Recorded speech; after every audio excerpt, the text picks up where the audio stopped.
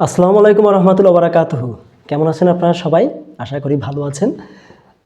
আপনারা ইতিমধ্যে video thumbnail দেখে বুঝেছেন যে খুবই গুরুত্বপূর্ণ কিছু বিষয় নিয়ে আপনাদের সামনে এসেছি। আপনাদের শুনলে অবাক হবেন যে আপনাদের পরীক্ষাটা অর্থাৎ প্রাইমারি সহকারী শিক্ষক নিয়োগ পরীক্ষাটা 2 তারিখ অর্থাৎ জানুয়ারি 2 তারিখ 2026 সালের ফুল অ্যান্ড ফাইনাল হয়ে গেছে। পরীক্ষা শুরু হবে সকাল 10টায় এবং শেষ হবে সকাল 11টা 30 মিনিটে, অর্থাৎ 90 মার্কের পরীক্ষা। বুঝতে পেরেছেন? তো আমি আপনাদের সামনে কিছু জরুরি বিষয় নিয়ে 10টা খুব অতি জরুরি বিষয় নিয়ে আপনাদের সামনে এসে উপস্থিত হয়েছি এবং এই বিষয়গুলো আপনাদের না জেনে পরীক্ষার হলে যাওয়া মোটেও উচিত হবে না। তো একটু খেয়াল করেন, বিষয়গুলো একটু দেখেন। নাম্বার 1 হচ্ছে পরীক্ষা কবে ও প্রশ্ন কেমন হবে। তো পরীক্ষা কবে এটা আমি অলরেডি বলে দিয়েছি। আর প্রশ্নটা হবে হচ্ছে এ পর্যন্ত প্রাইমারি সহকারী শিক্ষক নিয়োগ পরীক্ষার ইতিহাসে যতগুলো প্রশ্ন হয়েছে তার মধ্যে সবথেকে কঠিন প্রশ্ন হতে যাচ্ছে এবারের প্রশ্ন। দেখুন, এটা আমি আমার নিজস্ব ধারণা থেকে বললাম, প্লাস মানে দেখতেছি তো যে পরীক্ষাগুলোর প্রশ্নগুলো কেমন হচ্ছে, যে কোনো গ্রেডের অর্থাৎ ব্যাখ্যা থেকেই প্রশ্নগুলো আসতেছে। সো বোঝাই যাচ্ছে যে গতানুগতিক কোনো প্রশ্ন এবার আসবে না। সেই হিসাবেই বললাম যে আগে যে পরীক্ষাগুলো হয়েছে তার থেকে এবার অনেক অনেক বেশি কঠিন প্রশ্ন হবে। কিন্তু এর মানে এই না যে আপনারা পারবেনই না, অর্থাৎ বিসিএস টাইপের প্রশ্ন তেমন নয়। তবে আপনাদের এই 13 গ্রেডের পরীক্ষার জন্য যে ধরনের প্রশ্ন হয় তার থেকে অনেক বেশি আপডেটেড এবং খুব বেশি জটিল টাইপের এবং ট্রিকি প্রশ্ন এবার করা হবে। বুঝতে পেরেছেন? এবং আপনাদের পরীক্ষা নেবে হচ্ছে বুয়েট। ঠিক আছে, আমি এ বিষয়ে আরও আসবো। এবার হচ্ছে পরীক্ষা কোথায় হবে এবং অ্যাডমিট কার্ড কবে পাবেন। পরীক্ষা হবে আপনার নিজ জেলায়।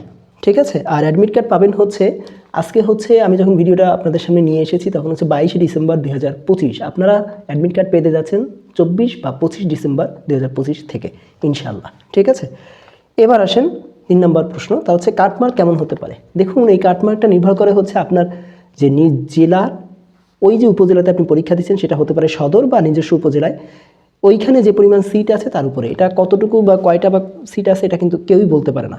এটা আপনাদের নিজস্ব যে জেলা ডিপিও অফিস সেখান থেকে আপনারা জেনে নিতে পারেন। তবে এটা জানাও অনেক টাফ একটা বিষয়। ওখানে যারা আছেন তাদের সাথে যদি আপনার সম্পর্ক ভালো থাকে তাহলে আপনারা সহজেই জানতে পারবেন। তো যেটাই হোক, অ্যাটলিস্ট উপজেলাতে প্রশ্ন যদি অনেক বেশি টাফ হয় তাহলে আপনারা 57 যদি হয় তাহলেই হচ্ছে। ঠিক আছে, আর সেক্ষেত্রে জেলা পর্যায়ে আপনি যদি 65 পান তাহলেই আপনার হয়ে যাবে। বুঝতে পেরেছেন? আপনার অ্যাটলিস্ট আপনি ভাইভাতে ডাক পাবেন।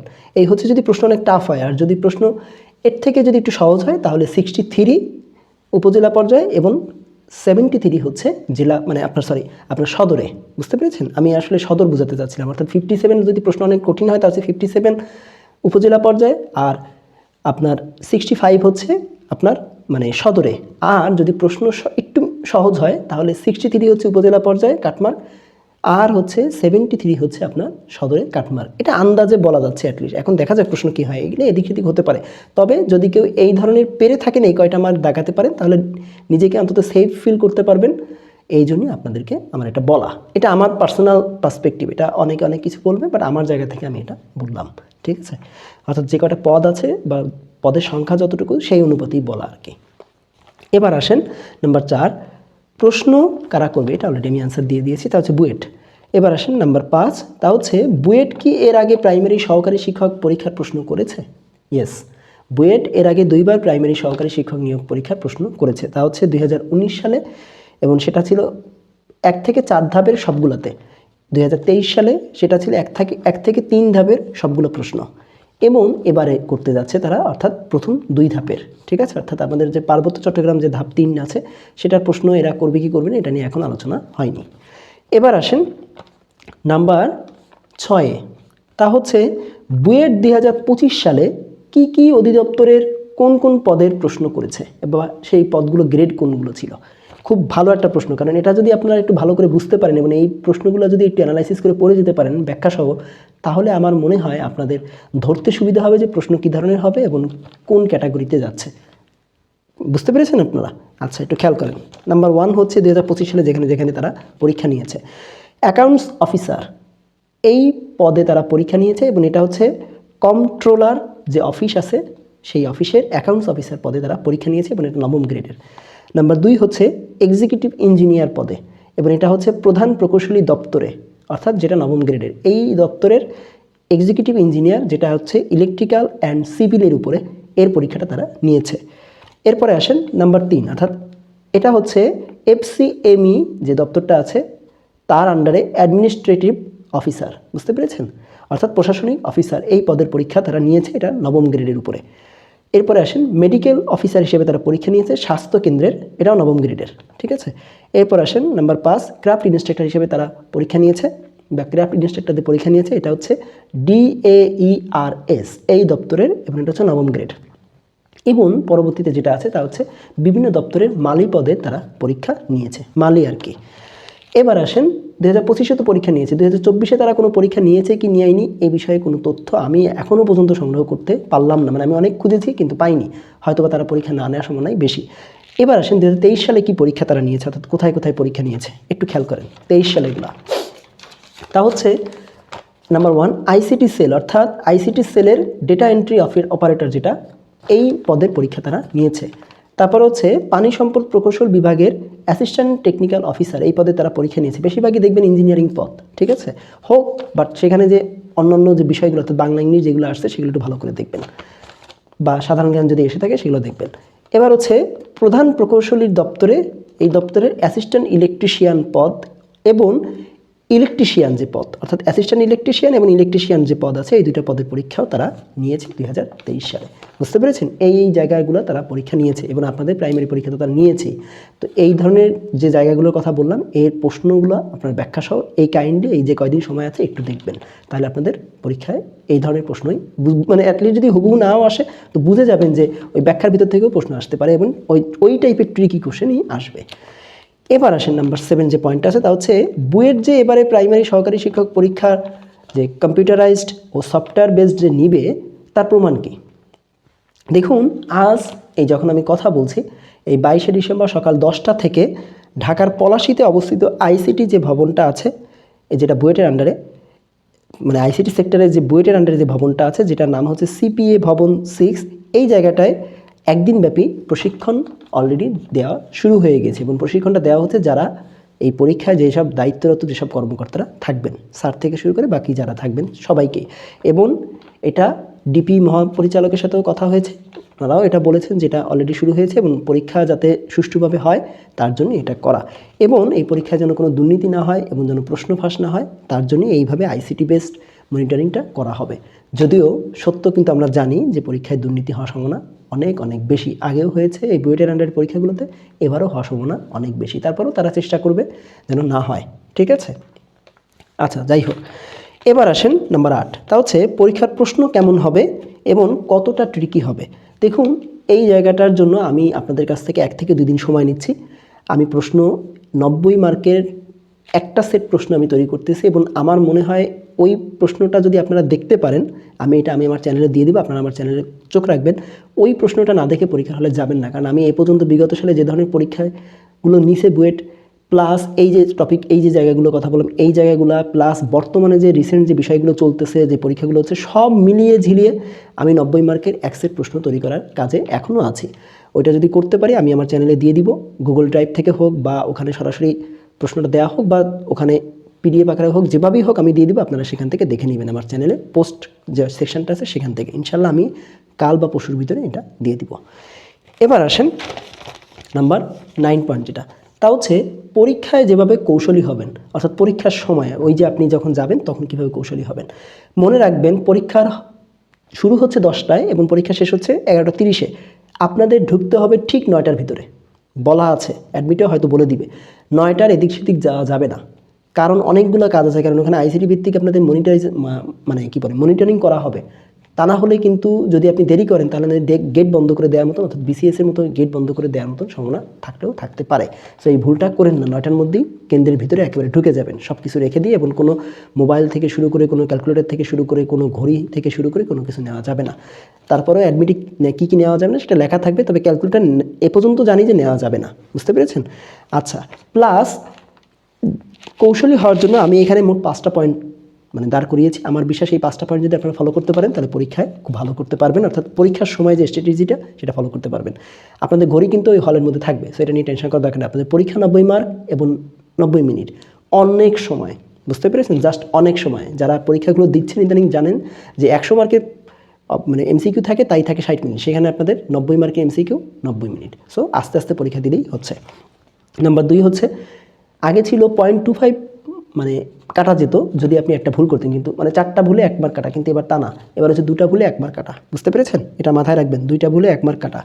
নাম্বার 3 হচ্ছে প্রথমে যেগুলো পারেন সেইগুলা প্রথমেই দাগিয়ে ফেলবেন। অর্থাৎ যে প্রথমে 1 ঘন্টা আছে আপনার হাতে, ওই 1 ঘন্টাতে 10টা থেকে 11টার মধ্যে আপনি যেগুলো পারেন, যে টপিকের যেগুলো পারেন সেগুলো সব শেষ করে ফেলবেন। এরপরে যে 30 মিনিট থাকে সেই 30 মিনিট বেশি বেশি ব্যয় করবেন হচ্ছে বাংলা এবং ইংলিশের উপরে এবং এর সাথে ম্যাথ। আমি যদি একটু ঘুরিয়ে বলি, আসলে প্রথমে ম্যাথ, তারপরে ইংরেজি, তারপরে বাংলার উপরে, মানে এটাকে আপনি এই 30 মিনিট ব্যয় করবেন। তাহলে হবে কি জানেন, ইংরেজি বাংলা তো গ্রামারের মতো করে আসবে, ওগুলো আপনি না বুঝলেও একটু মনে করার চেষ্টা করলে আপনি পারবেন। কিন্তু ম্যাথ, ওটা যদি কোনো অঙ্ক না মেলে, আপনি আপনার অ্যাডমিট কার্ডের পিছনে স্যারদের সাথে কথা বলে, কোনো প্রশ্ন নয়, অ্যাডমিট কার্ডের পিছনে আপনারা স্যারদের সাথে কথা বলে অনুমতি নিয়ে ওখানে অঙ্কগুলো করে করে মিলিয়ে তারপরে আপনারা এই উত্তরগুলো বসাবেন। যদি দেখেন যে কোনো অঙ্ক আপনার মিলতেছে না, 2 মিনিট ওভার হয়ে গেছে, তাহলে আর সেই অঙ্ক মিলানোর কোনো প্রয়োজন নাই। বুঝতে পেরেছেন? আপনি অন্যটায় স্কিপ করে অন্যটায় চলে যান। ওকে, এটা হচ্ছে বিষয়। আর অলরেডি 4 নম্বর পয়েন্ট আমি বলে দিয়েছি, তা হচ্ছে ম্যাথের যে মানে মিলাবেন বা যদি কোনো কিছু রাফ করার প্রয়োজন পড়ে সেটা আপনাদের অ্যাডমিট কার্ডের পিছনেই করবেন। এটা আমি 4 নম্বর পয়েন্ট অলরেডি 3-এর সাথে বলে দিয়েছি। শেষ যেটা, তা হচ্ছে প্রশ্নে কিন্তু করবেন না, আমি বারবার বলছি প্রশ্নে এগুলা করবেন না। শেষ যেটা, তা হচ্ছে নাম্বার 5 পয়েন্ট, তা হচ্ছে অপশনগুলোর যে কর্মিক যে নাম্বারটা, সেইগুলো অর্থাৎ যেমন ক, খ, গ, ঘ, আপনারা এইগুলো ভালো করে দেখে তারপরে পূরণ করবেন। বুঝতে পেরেছেন? অর্থাৎ খয়ের জায়গায় গ দাগাবেন না, গয়ের জায়গায় খ দাগাবেন না, এই 2 জায়গায় কিন্তু আমরা বেশি ভুল করি। এগুলো ভালো করে দেখে বুঝে তারপরে করবেন। অলরেডি এটা নিয়ে আমি একটা ভিডিও দিয়েছি, সেটা আমার ভিডিওর এই এন্ড স্ক্রিনে আপনারা পেয়ে যাবেন। প্লাস প্রাইমারির উপরে আমি যতগুলো ইম্পর্টেন্ট ভিডিও দিয়েছি সবই আমি আমার এন্ড স্ক্রিনে দিয়ে দিব, প্লাস কার্ডসে দিয়ে দিব, যাতে করে আপনারা সহজেই খুঁজে পান। ঠিক আছে? আমার এই ভিডিওতে আপনারা ওই ভিডিওটা মাস্ট দেখবেন, তাহলে আপনারা বুঝতে পারবেন যে অপশন যদি ক, খ, গ, ঘ এভাবে থাকে তাহলে কিভাবে আপনারা দেখে এটা অ্যান্সার দিবেন, অথবা যদি ক, খ, গ, ঘ এই প্যাটার্নে থাকে তাহলে কীভাবে অ্যান্সার দিবেন, এগুলো দেখলে আপনাদের জন্য সুবিধা হবে। গেল এটা। এবং যখন আপনারা বৃত্তটা পূরণ করবেন তখন সম্পূর্ণ বৃত্তটাই পূরণ করবেন, আধা আধা পূরণ করবেন না। বুঝতে পেরেছেন? আধা আধা পূরণ করলে কিন্তু ওইটা কাউন্ট হবে না, ওইটা কিন্তু ওএমআর ধরবে না। কারণ এবার যেহেতু অনেক বেশি সফটওয়্যার বেসড করা হচ্ছে, ওএমআরটাকে খুব সুন্দরভাবে মেশিনে দেখা হবে। তো সেক্ষেত্রে আপনি যদি আধা আধা করে পূরণ করেন তাহলে ওটা যাবে না। আবার বেশি গোল করে বেশি পূরণ করে ডিপলি পূরণ করতে যাই না, তাহলে কিন্তু ছিঁড়ে যাবে ওএমআর। ওকে, এগুলো একটু খেয়াল রাখবেন, লাগলে একটু বাসা বসে প্র্যাকটিস করে তারপরে গেলেন। এবার আসেন শেষ যে পয়েন্টটা, তা হচ্ছে নাম্বার 10। এটা হচ্ছে কিভাবে কম্পিউটারাইজড ও সফটওয়্যার বেসডভাবে আপনাদের পরীক্ষাটা নেওয়া হবে। এইটা একটু মন দিয়ে শোনেন, আপনাদের কাজে লাগবে, কারণ আপনারা পরীক্ষার হলে গেলে না হলে ঘাবড়ে যাবেন। এটা মূল কারণ হচ্ছে না, নেওয়ার মূল কারণ হচ্ছে আপনাদের যেন পরীক্ষায় কোনো নকল না হয়। যারা বিভিন্ন ডিভাইস নিয়ে যান, বুঝতে পেরেছেন, তারা যেন এই ডিভাইস দিয়ে পরীক্ষা নকল করে পরীক্ষা দিতে না পারে, এটাই চেষ্টা করতেছে বুয়েট বা এই ডিপিই। এবং যারা আপনারা মেয়ে মানুষ আছেন, আপনারা কিন্তু যদি বোরকা পরেন বা নিকাব পরেন তাহলে কিন্তু কান খোলা রেখে আপনাদের পরীক্ষা দিতে হবে। মুখটা তো খোলা থাকবে, প্লাস কানটা খোলা থাকতে হবে। বুঝতে পেরেছেন? তাহলে পরীক্ষা আপনাদের দিবে না। এখন দেখেন বুয়েট কি করছে। 4টা ধাপে বুয়েট এই পরীক্ষাটা কম্পিউটারাইজড করবে বা মনিটরিং করবে, বা এটাকে সফটওয়্যার বেসডভাবে মনিটরিং করবে। নাম্বার 1 হচ্ছে দেখেন, পরীক্ষা শুরুর আগে 1 থেকে 2 ঘন্টা সফটওয়্যারে কেন্দ্র লগইন, পরীক্ষার্থীদের ডাটাবেস লোড, রুম বা সিট অনুযায়ী আসন বিন্যাস জেনারেট করা এবং ড্যামি টেস্ট রান, অর্থাৎ 5 থেকে 10 মিনিট, অর্থাৎ সব কিছু ঠিকঠাক আছে কিনা তার উপরে একটা টেস্টিং তারা করবে। ওকে, তারা কীভাবে করবে এটা তারা জানে। আর হচ্ছে উপস্থিতির শিট, সেটা প্রিন্ট বা প্রস্তুত করবে তারা, অর্থাৎ ওই 1 ঘন্টার মধ্যেই সব কিছু তারা নিয়ে নেবে, যাতে করে পরীক্ষার সময় আপনাদের এগুলো মানে সময় নষ্ট না হয়। ঠিক আছে? এবং এটা কিন্তু ডিজিটালাইজডভাবেও করা হবে এবং হাতেও করা হবে। গেল ধাপ 2, যখন পরীক্ষার্থী প্রবেশ করবে তখন প্রবেশপত্র প্লাস জাতীয় পরিচয়পত্র যাচাই করা হবে। জাতীয় পরিচয়পত্র আপনারা অবশ্যই পরীক্ষার হলে নিয়ে যাবেন, অর্থাৎ এনআইডি কার্ড মাস্ট নিয়ে যাবেন। যদি এনআইডি কার্ড না থাকে, যদি আপনি আপনার জন্ম নিবন্ধন দিয়ে করে থাকেন তাহলে সেটা নিয়ে যাবেন। মোবাইল, স্মার্ট ওয়াচ এগুলো সম্পূর্ণ নিষিদ্ধ। সফটওয়্যারে লাইভ উপস্থিতি, মার্ক এবং সিট নাম্বার কনফার্ম। তার মানে কি, আপনি যে আসছেন সেটা আপনার ওই অনলাইনে তখন তাদের নেটেই আপনার নামে টিক চলে যাবে, অর্থাৎ আপনার যে নামটা আসছে সেটা ডিপিই জানতে পারবো ওই মুহূর্তে আপনি প্রবেশ করার সাথে সাথে আপনার সব কিছু চেক আপের পরে। বুঝতে পেরেছেন? এই জন্য এটা সফটওয়্যার বেসড। আসলে সফটওয়্যার বেসড মানে এইটা না যে আপনার সফটওয়্যারে পরীক্ষা দিতে হবে, বিষয়টা না, আপনি আপনার মতোই পরীক্ষা দিবেন যেভাবে পরীক্ষা দেন, কিন্তু তারা যে কাজগুলো করবে এবং এক্ষেত্রে আপনি ঘাবড়াবেন না, এবং এই কাজগুলো নিশ্চিত হলো কিনা সেটা আপনি 1 ঘন্টার মধ্যে চেক করে নেবেন। আমি এই জন্যই এগুলো বলতেছি আপনাদের। এবার আসেন নাম্বার 3 ধাপ, তা হচ্ছে পরীক্ষা চলাকালীন সময় দেখেন কী হবে। সফটওয়্যারে টাইম কাউন্টডাউন শুরু হবে, পরীক্ষার্থীরা কাগজ বা ওএমআরই উত্তরই লিখবেন, যেটা আপনাদের করতে হয়। কক্ষ পরিদর্শক প্লাস সফটওয়্যার লাইভ মনিটরিং, এক্ষেত্রে কোনো অনিয়ম হলে সফটওয়্যারে ফ্ল্যাগ ক্যান্ডিডেট নোট যুক্ত হবে। ঠিক আছে? অর্থাৎ ওখানে কোনো অনিয়ম যদি হয় তখন কিন্তু ওই ফ্ল্যাগে দেখা যাবে অনিয়ম হচ্ছে। তার মানে রেড ফ্ল্যাগ উঠতে পারে বা গ্রিন ফ্ল্যাগ উঠতে পারে। যতক্ষণ গ্রিন ফ্ল্যাগ থাকবে ততক্ষণ আপনারা নিশ্চিত ঠিকঠাক আছেন। যদি কোনো কারণে উপর থেকে মনিটরিং যদি দেখে যে আপনাদের এখানে 2 নম্বরই আছে, তাহলে রেড ফ্ল্যাগ ওঠা মাত্রই কিন্তু আপনার পরীক্ষা বন্ধ করে দেবে। ঠিক আছে, এটা সাবধান থাকবেন। এবার আসেন ধাপ 4, অর্থাৎ শেষ ধাপ। তা হচ্ছে পরীক্ষা যখন টাইম শেষ হয়ে যাবে সাথে সাথে ওই সফটওয়্যারটা অটো ক্লোজড হয়ে যাবে, বন্ধ হয়ে যাবে, এবং আপনাদের উত্তরপত্র স্যারেরা সংগ্রহ করতে শুরু করবেন এবং রুম ভিত্তিক সিল ও ট্যাগ সফটওয়্যারে কালেকশন কনফার্মেশনের মধ্যে চলে যাবে। বুঝতে পেরেছেন? আবারও বলি, উত্তরপত্র যখন তারা সংগ্রহ করবেন তখন আপনাদের রুম ভিত্তিক সিল ও ট্যাগ সফটওয়্যারে কালেকশন কনফার্মেশন হয়ে চলে যাবে। তার মানে আপনাদের সম্পূর্ণ পরীক্ষা যে শেষ হয়েছে সেটা ডিপি বা বুয়েট সবাই নিয়ন্ত্রণের মধ্যে দেখতেছে এবং তারা সব কিছু চোখে চোখেই রাখতেছে। আপনি কোনোভাবেই এদিক সেদিক কোনো কিছু করতে পারবেন না। বুঝতে পেরেছেন?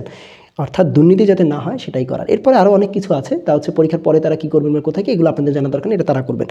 আপনারা আপনাদের কাজ এভাবেই সব কিছু সম্পূর্ণ করবেন এবং এগুলো আপনারা নিজেরা মনিটরিং করবেন যাতে করে আপনাদের কোনো কিছু বাদ না যায়। অর্থাৎ অনলাইনে যেন আপনার নাম থাকে, সাথে সাথে অফলাইনেও যেন আপনি সব কিছু ক্লিয়ার কাট থাকেন এবং এর মাধ্যমে পরীক্ষার স্বচ্ছতা আসবে, পরীক্ষা অনিয়ম দূর হবে, প্রশ্ন ফাঁস দূর হবে, দুর্নীতি দূর হবে এবং সবচেয়ে যে বড় বিষয়টা, আপনাদের পরীক্ষার রেজাল্ট খুব দ্রুত চলে আসবে। কারণ ওই মুহূর্তেই তারা ওই ওএমআর লাগলে স্ক্যান করে আপনাদের ওই ইসে পাঠিয়ে দেবে। অর্থাৎ ওএমআর যে হাতে হাতে যাবে তারও সময় নেয়, স্ক্যান করেই তারা পাঠিয়ে দিচ্ছে আপনার উত্তরপত্র এবং ওরা ওখান থেকে স্ক্যান থেকে উত্তরপত্র মিলিয়ে নিচ্ছে। ঠিক আছে, এরকম পরীক্ষা কিন্তু পিডব্লিউডি কয়েকদিন আগে একটা নিয়েছে, এই 2-3 দিন আগে, এবং তাদের সকালে পরীক্ষা হয়েছে, রাতের মধ্যেই সব রেজাল্ট কমপ্লিট হয়ে গেছে। কীভাবে সম্ভব? এই সিস্টেমেই সম্ভব। বুঝতে পেরেছেন? তারা এই সিস্টেম এখন করেছে, তো এটা ভালো হলে তো ভালো, আপনারা সবই জানতে পারবেন। এখন যদি এটা যদি পরীক্ষামূলকভাবে করা হচ্ছে, যদি হয়ে যায় ভালো, তাহলে আপনাদের পরবর্তীতে যতগুলো পরীক্ষা হবে, সে প্রাইমারি প্রধান শিক্ষক হোক বা অন্যান্য পদে বুয়েট যদি কোনো কিছু নেয়, তাহলে এইভাবেই তারা নেবে। ঠিক আছে, তো ভালো থাকবেন, আপনাদের জন্য আমার দোয়া রইল। আমার পক্ষ থেকে এটুকু নিয়ে আজকে আসা। হয়তো ভিডিওটা একটু লং হলো, কিন্তু আপনাদের উপকারে আসবে আমার বিশ্বাস। ভালো থাকবেন সবাই, দেখা হচ্ছে পরবর্তী কোনো ভিডিওতে বা আলোচনাতে, এই বিষয়ে হোক বা অন্য কোনো বিষয় হোক। প্রধান শিক্ষক বিষয়ে আমি আসবো যদি প্রধান শিক্ষকের অ্যাডমিট কার্ড বা যে পরীক্ষা হবে এরকম কোনো ডেট যদি আসে, ইনশাল্লাহ। ভালো থাকবেন। আসসালামু আলাইকুম ওয়া রাহমাতুল্লাহি ওয়া বারাকাতুহু।